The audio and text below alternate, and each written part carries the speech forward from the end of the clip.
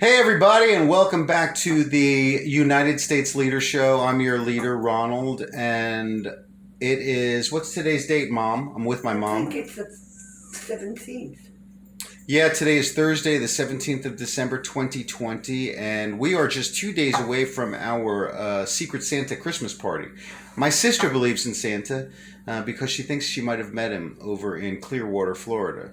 So, Mom, Yes. based on everything that you know, that we talk about, that you as a Republican, a Trump supporter, a truther know, what do you think is about to happen in the world? I have a feeling that the Democrats are very evil. We know that. We know that China has invaded our country through the Democratic Communist Party. And I have a feeling that through all this, Trump will come through. I am hoping that he uses his authority from putting his hand on the Bible, on his mother's Bible, and swearing and taking the oath that he would obey the Constitution of the United States and to defend our country from foreign and domestic, from domestic and Foreign enemies? foreign enemies and domestic enemies. And he took the oath to do that. And I'm hoping in the back of his mind, if all else fails, that he does that.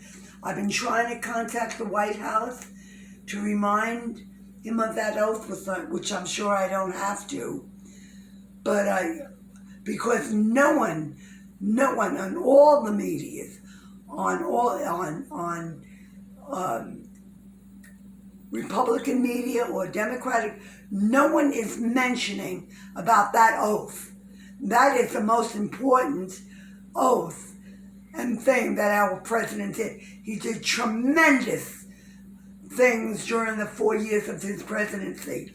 But the most important one at this time of our life is that oath that he took on the day that he was sworn in as president to defend us from interference, from outside interference. Now, let me ask you something. You're a Republican, but you also understand about being under the jurisdiction of the state.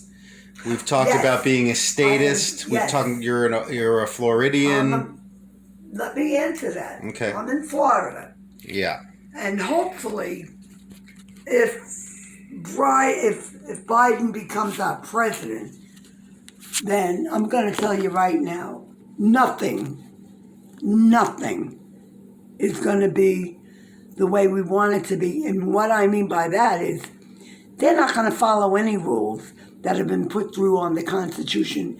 They don't care about each state. They'll just make demands, and the states may have to follow it, regardless of whether it isn't in the Constitution that they do that.